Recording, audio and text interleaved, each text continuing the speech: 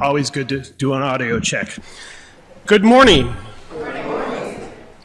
And welcome to the First Parish Church of Stowe and Acton, FPC, to our members and friends, a welcoming and spiritual community. My name is Brendon Chetwynd, and I'm a member of your Board of Trustees. If this is your first time with us, we welcome you. Our minister and staff are listed on the front of the order of service. Please feel free to ask me or any of these people for more information about the church and its programs after the service, or by email or through the chat if you're online. We also invite you to check out our webpage for news and information, and you can also sign up there for the newsletter and email alerts. We ask that people remain masked in our sanctuary, except in the balcony, if you wish to take off your mask, and in the church offices and RE spaces, but the rest of the building is mask optional.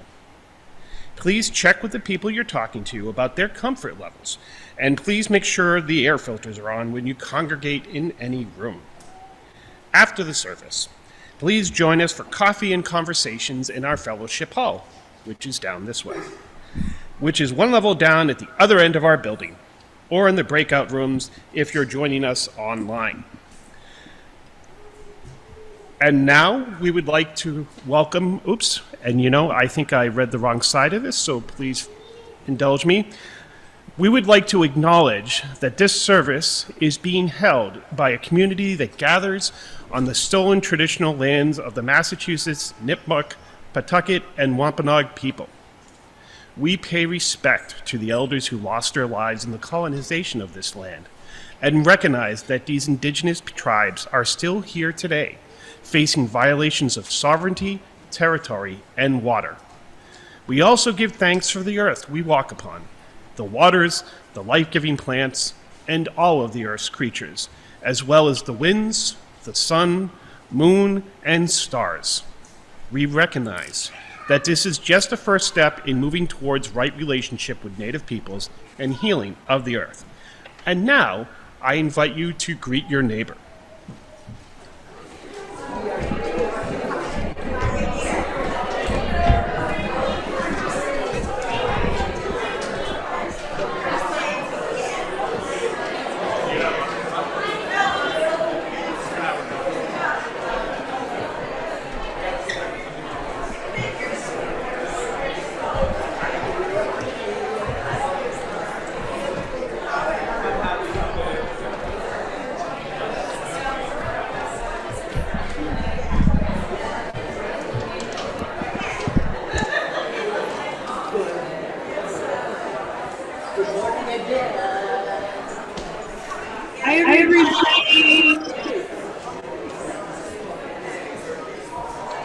Happy October.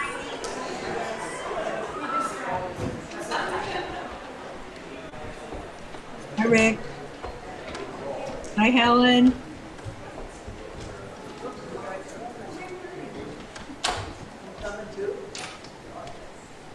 Hello.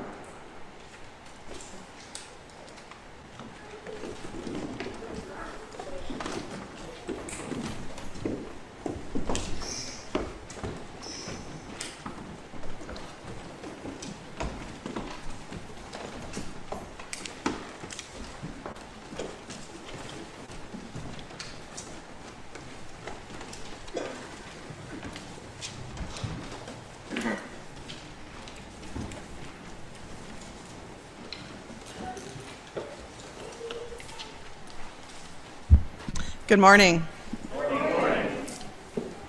Our opening words are from the Reverend Dr. David Breeden. We gather together here, now, summoning our courage to be. We gather bringing our weariness and our energy. We gather bringing our wariness and our visions. Like trees in rocky places, our roots clutch. What we find is each other. What we find is each other holding tightly. Courage is not certitude. Courage is not assurance. Courage is the willingness to join in the attempt, to join in the unlikely, even the impossible. Courage is a choice. It is a way of knowing. Courage is a way of joining together. Courage is knowing that together we will do what none of us can do alone. And I'm going to invite Hector Constanzos, one of our lay ministers, to light our chalice this morning with these words from the Reverend Sara LaWall. Out of the flames of fear, we rise with courage of our deepest convictions to stand for justice, inclusion, and peace. Out of the flames of scrutiny, we rise to proclaim our faith with hope to heal a fractured and hurting world. Out of the flames of doubt, we rise to embrace the mystery, wonder, and awe of all there is and all that is yet to be. Out of the flames of hate, we rise with the force of love, love that celebrates our shared humanity. Out of the flames, we rise. In honor of the Jewish High Holy Days, the Days of Awe, and Yom Kippur, we begin with a song from the Jewish tradition, Shalom, Havayreem, number 400. Brad, how are we going to do this? We're going to have some members of the choir step across the front, and we'll divide up into sections like we did last week. So we'll sing it once all together, and then we'll go group 1, 2, 3, and 4. I'll point at you. It'll be great. Shalom Havayreem was the first song I ever learned in church as a young Unitarian Universalist child. So it's a long time favorite of mine. Please rise in body or in spirit.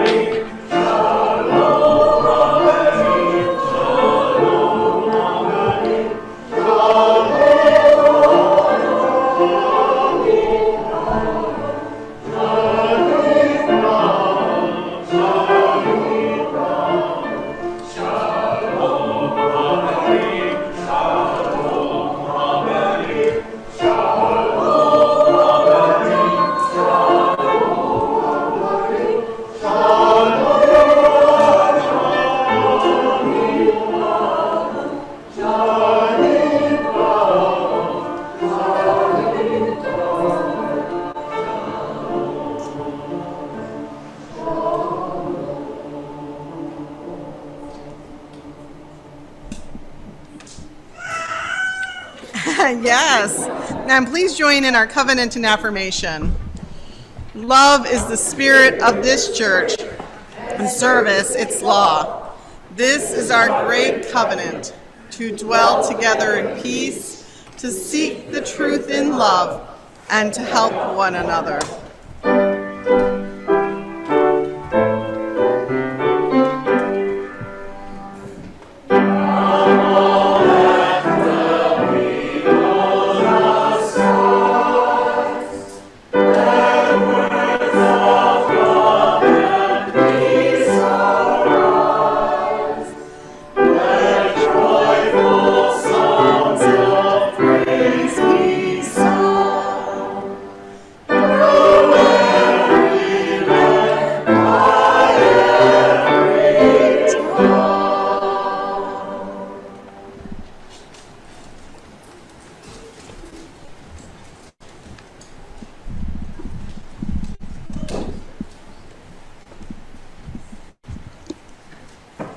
Good morning. Do you remember the first time that you got a backpack or got to go on the school bus and that maybe you felt excited or a little bit nervous? Well, in some places, children aren't allowed to go to school, or their families don't have enough money to send them to school. So today we're going to read a story about Malala Yousafzai, who's from Pakistan, a country where many girls aren't able to go to school. Malala is a warrior with words. She was born on the Swat River in Pakistan. She remembers Swat as a land of sweet green valleys and mountains shimmering with snow, where people came to refresh their spirits and be together with their families. Then a group called the Taliban came to power in the Swat Valley. They said that girls should not go to school. Malala's father was a principal of the school for girls. He encouraged his daughter to tell the world about those difficult days. So Malala started writing a blog, and she used a pretend name so nobody would know who was really writing the blog. Malala went to school dressed in her favorite color, pink. Other girls also wore bright colors, and during the morning assembly, we were told we could not wear colorful clothes because the Taliban would object, Malala wrote. The Taliban ordered everyone to follow very strict rules. They said that girls should not be educated and women should not work outside their homes. Malala said this was a very dark time and people were afraid. Just before winter vacation, the Taliban announced that all schools for girls in the Swat Valley would close in January. Many of Malala's friends were afraid and stopped coming to class.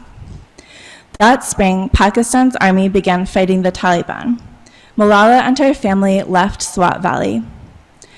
Leaving home was like we would be apart from our heart, Malala wrote, because our home was our heart. When the fighting was over, Malala's family returned. The destruction made them weep. The house was in chaos. Her brother's chickens had died.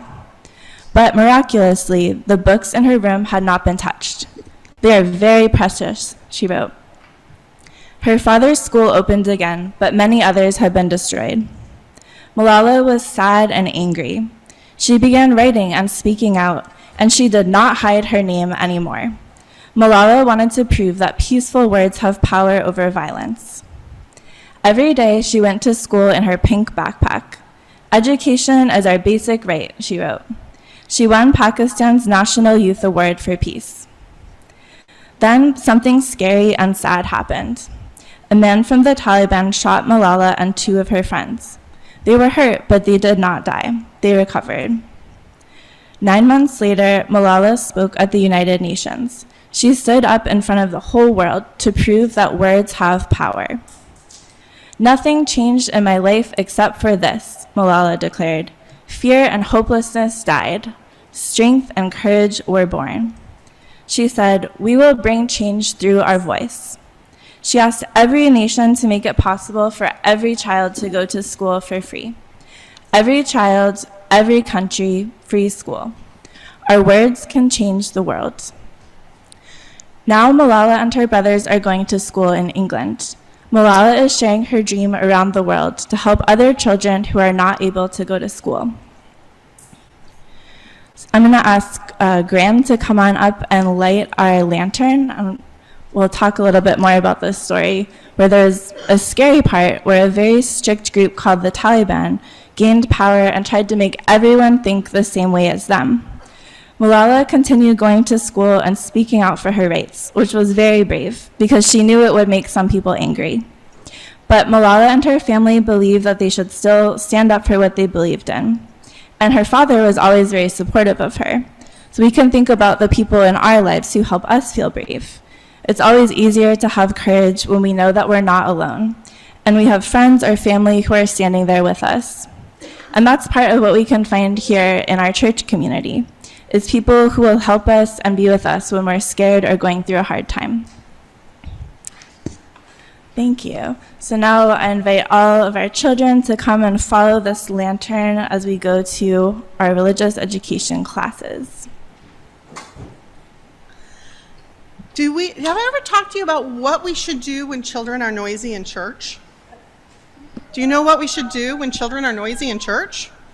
Smile. Rejoice! Because we have kids in the church. And isn't that fabulous after a whole year last year, or the whole fall last year when we didn't have the kids in the church? It's so wonderful to hear their little voices and rustlings and toy drops, and I'm just so happy to have them with us. Oh, it wasn't Marissa putting something down, it's that it accidentally got switched to airplane mode. That won't work when your sermon is a Google Doc. This is the time in our service when we share our joys and sorrows, I believe. Yes, it is. And so this is a time for all of you who are here in the sanctuary and those who have joined us online to share things that are on your hearts and in your minds. We'll begin with Hector Constanzos, our lay minister, telling us about those he's received one by email, and then we'll take those here in the sanctuary, and then we'll take those online.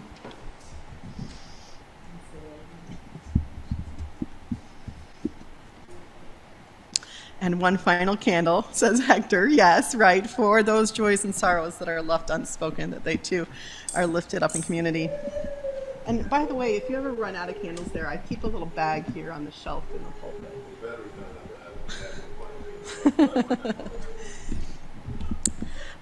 The words for prayer and meditation are different than listed in your orders of service today. This is a meditation for Yom Kippur from Elizabeth M. Strong. Please join with me in the spirit of meditation and prayer. We have returned again to the time of atonement, the time to look back over our lives this past year and face the realities of when we have fallen short of the aims set forth in moments of high resolve. We have the opportunity, if we choose to take it, to hold ourselves to a standard that calls us to heed our faith's principles in the life we live each day. The Jewish New Year asks of us forgiveness and atonement, to be at one with each other in times of broken promises, that we might mend relationships, to be at one with each other in times of pain, that we might bring comfort in our compassion to the intensity of that pain, to be at one with each other in times of joy, that we might enrich the shared laughter so necessary to our well-being. Atonement is an attempt to be at one with the holy. For us, it is also an attempt to create a wholeness of community among ourselves. Here is where the sacred and the holy enter, and the community we create brings a sense of at-one-ment not known elsewhere. Forgiveness, atonement, wholeness come together in this place as we become one gathered community of liberal religious seekers. Let us rejoice and be thankful that we are together again. In that togetherness, let us be silent. So be it.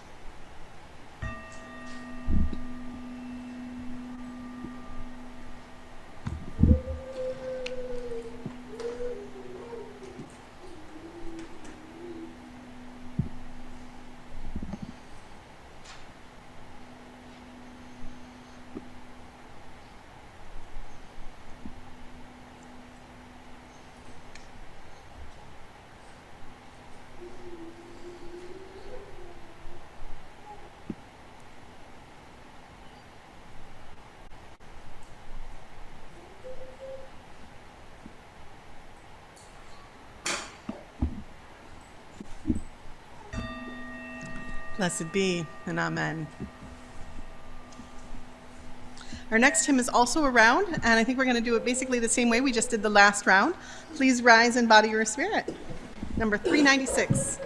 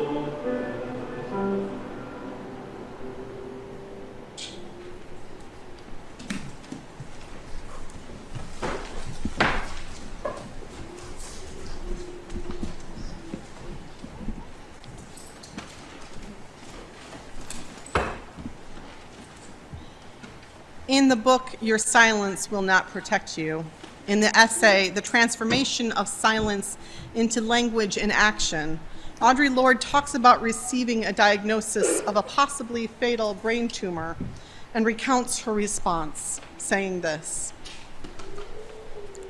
"In becoming forcibly and essentially aware of my mortality and of what I wished and wanted for my life, however short it might be, priorities and omissions became strongly etched in a merciless light, and what I regretted most were my silences.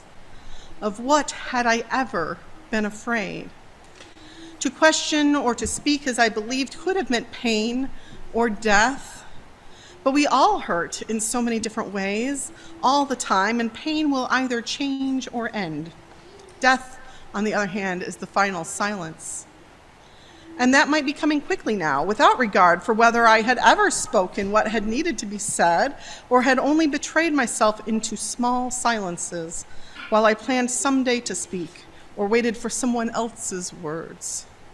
And I began to recognize a source of power within myself that comes from the knowledge that while it is most desirable not to be afraid, learning to put fear into perspective gave me great strength. I was going to die, if not sooner than later, whether or not I had ever spoken myself, My silences had not protected me. Your silence will not protect you. And then a bit later in the essay, she says this: what are the words you do not yet have? What do you need to say? What are the tyrannies you swallow day by day and attempt to make your own until you will sicken and die of them, still in silence? Perhaps for some of you here today, I am the face of one of your fears, because I am a woman, because I am Black, because I am lesbian, because I am myself, a Black woman warrior poet doing my work. Come to ask you, are you doing yours? Thus ends the reading. Our plate is shared this month without Metro West. More about them can be found in the back of your order of service. And for their good work and the work of this church, we gratefully receive the gifts of the congregation.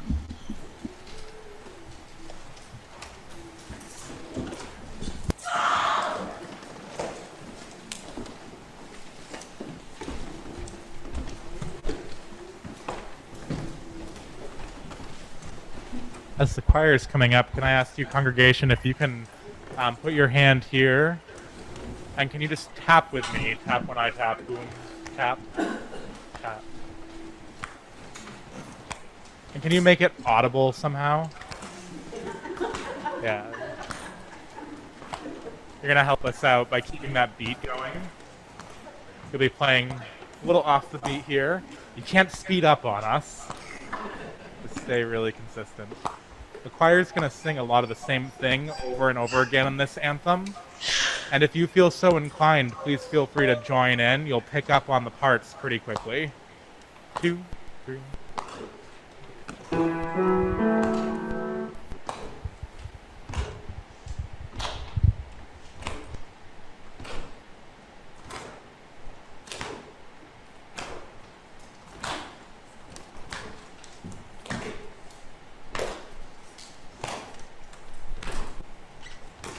Blessed be, blessed be, blessed be the living tree.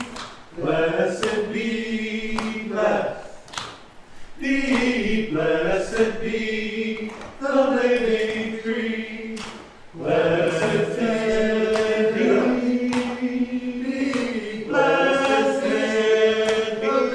living tree. Blessed be, blessed be, blessed be, blessed be,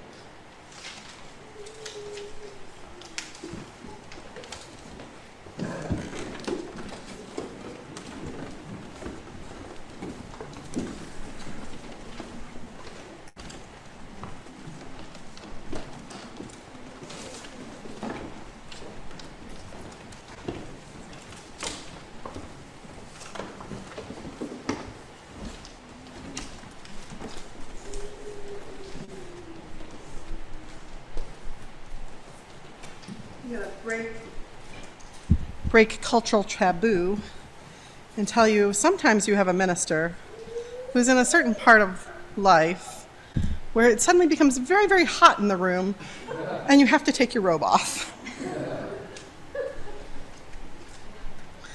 It's not takes courage to talk about these things. It's not really 95 degrees in here, is it? No, okay. So today I want to explore the concept of courage, but particularly having the courage of your convictions, and exploring the relationship between courage and fear and integrity. My definition is that courage is not the absence of fear. It is not fearlessness. Courage is what you do in the face of fear, and whether you live with integrity and with the power of your convictions. So I have a few examples from history. The first example, and those of you who have taken our Journey to UU classes have heard me talk about this, or the new UU classes we had before those. In 1531, the Spanish theologian and scientist and physician Michael Servetus published a book on the errors of the Trinity. As a philosopher and theologian, he had read the Bible, and he had seen that there's no Trinity in there. And I always think he's just sort of like, nobody ever noticed this before. I'll explain it to them. So he writes a book boldly titled On the Errors of the Trinity, and in 1553, a follow-up book, The Restoration of Christianity. That's taking on the whole church right there, to say that the church needs restoring. But furthermore, he sent his books to the head of the Protestant church, John Calvin, who sent back his own book in response. Michael Servetus was not deterred by this and kept writing John Calvin letter after letter about how, surely you will see here, there is no Trinity. Calvin, in response, considered Servetus to be heretical. And then in February of that year, Servetus was arrested by the Catholic Church, not the Protestant Church, in France for his heresy, thanks to the cooperation of John Calvin, who sent all that correspondence to the Catholic Church in a rare moment of interfaith cooperation. They were able to convict him of heresy and condemn him to death. Servetus, a well-connected man, a physician, managed to escape prison, perhaps by doing favors for the guards or bribing them, we don't really know. But then they just burned him in effigy with his books around the figure of Servetus. Now, in fleeing from France to Italy, where he was going, Servetus does something that is either courageous or ridiculous. He stops in Geneva, which is the center of the Protestant church, and he goes to church on Sunday to hear John Calvin preach. And of course, at this service, right after the service, he is arrested again. And he's condemned for his Unitarianism. And they have a little debate about whether to extradite him to France and hand him over to the Catholics, or whether he should just be banished, or whether he should be killed. And if killed, whether to be by beheading or by burning. But indeed, they finally decide that it is reasonable to kill Michael Servetus, and the only thing to be done, and to burn him it is. And so this time he does not escape, and is burned at the stake with his books again piled around him. I have always imagined as Michael Servetus so sure of his convictions, so standing firm in them that he feels no fear. But I think this is really unlikely to be true. The truth is I have no idea of the emotions of this man 500 years ago, and the historians didn't record them that I know of, but he must have felt fear of death, fear of capture, but so compelled by his convictions, so sure in the strength of his beliefs that he could not stop himself from writing that one more letter to Calvin and from proclaiming his truth that thus sealed his fate. A second example. In World War II, Lale Sokolov, as he was known later in his life, was the tattooist in Auschwitz. His story, fictionalized, is told in the controversial book, The Tattooist of Auschwitz. Controversial because precisely it fictionalizes such an important time that so many people have worked to historically and accurately chronicle. So there are many things about this account that may be fiction, and many things about his story that we just don't know. But I think what we can know from the story that it recounts of a Jewish man brought to Auschwitz and saved from death by the then tattooist, who then takes him on as apprentice tattooist. And Lale does not want to tattoo the arms of the other Jews as they enter Auschwitz, but he is told that if he does not, somebody else will. That person may be more brutal than him, and if he does not, he may die, and this may save him. So what we can know from what the book recounts is that he was put into a circumstance that was horrific, and he did what he had to do in order to survive. One review I read paraphrased Primo Levi saying, "Perhaps the most articulate Auschwitz survivor and author, Primo Levi, also warned against searching for redemptive human qualities in the quagmire of hell, because survival is often feral and instinctive, not heroic." And as I read the story of Lale Sokolov, there were indeed moments that were feral and instinctive, moments where you have to do what you have to do to survive. And there were also moments of great courage, moments where he is defying the Nazis in ways big and small that will get him killed if he is caught. Sometimes it's just making eye contact in a moment of defiance. Sometimes it's bigger, smuggling out gems from the left behind belongings of those who were killed, cremated, murdered. Those belongings smuggled out by women passed to him that he then passes to people on the outside who have come in to build crematoria in exchange for food that he then takes and shares back with people in the camp. Profiting little himself except for a few more bites to eat, but saving the lives of dozens as he gives pieces of food to people that he has gained. How these moments of courage are all born of a combination of desperation and conviction, desperation and compassion.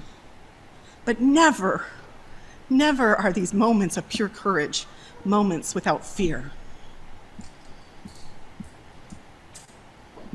And then the next example, once again to define something by its opposites. My third example is where courage seems absent for the most part, where fear leads to a lack of integrity. And that's another fictionalized story from history, that of the Salem witch trials, at least the Arthur Miller play about them, The Crucible. And in it we have the situation arise where a young girl, Abigail, begins to accuse other people of being witches. Presumably, she knows that they are not. Or at least she has no real reason to think so. And she's acting without integrity. And others, out of fear, join her in that lie, lest others accuse them themselves. Fear. Fear can make us turn either way. Fear in the Salem witch trials led people to do what they had to do to survive, perhaps, but in doing so to break from that space of integrity and courage. Fear in other situations led people to do acts that were courageous, in keeping with their integrity and facing down death's door. History is full of times when stories where people in times of horrific fear, people do manage to scrape out parcels of integrity and live from a place of courage. And fear is always present in those circumstances. And lastly, a contemporary example. Another example of living without courage and integrity, living out of a fear and a lack of integrity due to a lack of harmony within yourself, perhaps.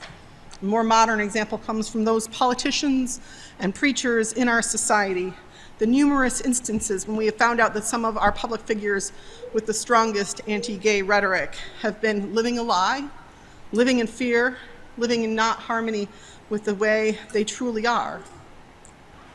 It seems sometimes that those with the strongest anti-gay rhetoric are the most likely to be gay themselves and hiding it out of lack of internal integrity.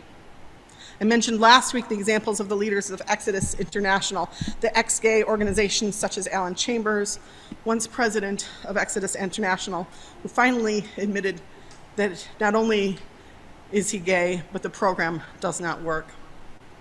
Or in politics today, we have the example of a certain Southern senator who many have said is a closeted gay man who consistently works to limit the rights of LGBTQ people. Martin Luther King Jr. had this to say about the subject. On some questions, cowardice asks the question, is it safe? Expediency asks the questions, is it polite? Vanity comes along and asks the question, is it popular? But conscience asks the question, is it right? And there comes a time when we must take a position that is neither safe, nor politic, nor popular, but we must do it because conscience says that it is right. So, if courage is doing what conscience deems right, history is full of the proof of it and the absence of it, and particularly in relationship to religion. Did you notice that all those examples had religion at the core of it in some way? And that's why we're talking about it here today. Because here in our society and in our faith, we are not facing the Inquisition or the Salem witch trials or the Holocaust. But we are here today in a country that continues to teeter on the brink of fascism, which could topple at any moment. Do you feel that? I feel that. Maybe it won't. For all my life, I've had faith that it won't, that the arc of the universe does bend towards justice, but maybe it will slide away sometimes. Maybe it won't.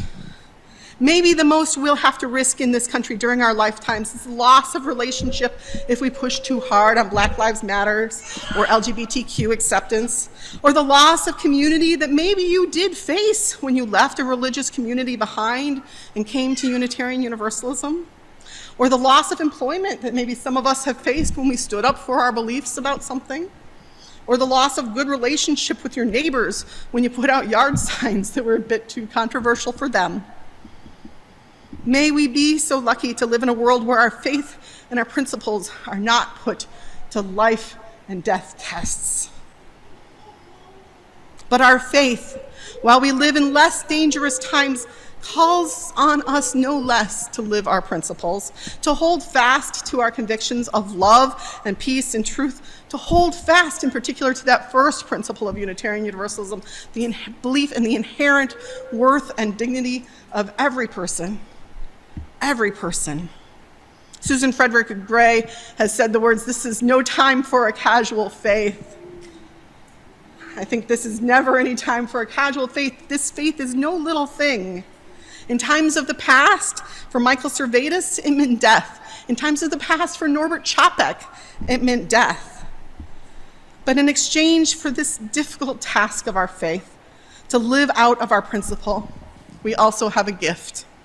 And that gift is being part of a community where within these walls, you are welcome, and all of you is welcome. You don't have to leave your atheism at the door. You don't have to leave your paganism at the door. Your religious questions, your dissent is welcome here. You don't have to stand step by step in line with society here. If you question our government's actions, be they actions of the left or right, if you stand firm against slides into fascism and encroaches upon privacy and bodily autonomy, you are welcome here.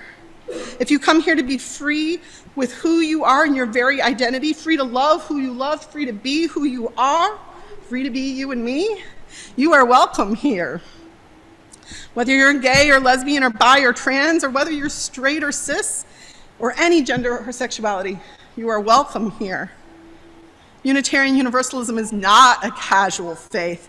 It is not just anything goes. It is not just anything, do anything that you want. It's sort of country club church. It can be hard. It can be challenging. It can ask much of us. But in return for your courage and your conviction and your strength, in return for living a life of integrity, you get community here. You are welcome here. And that is a blessing.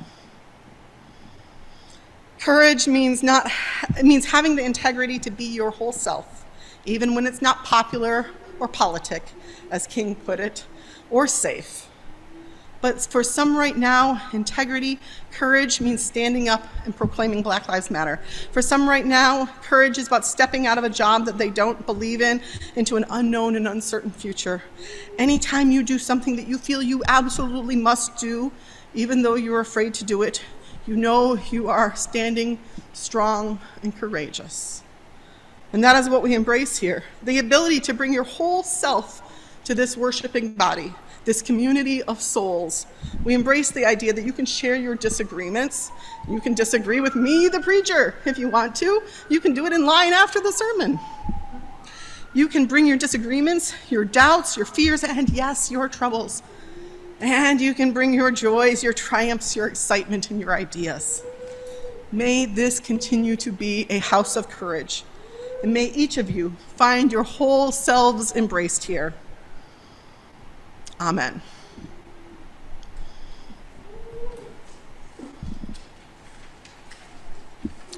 Our closing hymn is an insert in your order of service. This is from the Justice Songbook, and we've used a few songs of theirs over the last few years since Brad introduced me to it.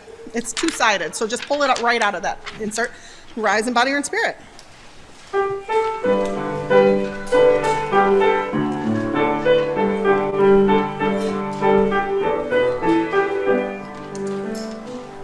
We are here in the memory of those who have fallen, those who have fallen, those who have fallen. We are here in the memory of those who have fallen, here for the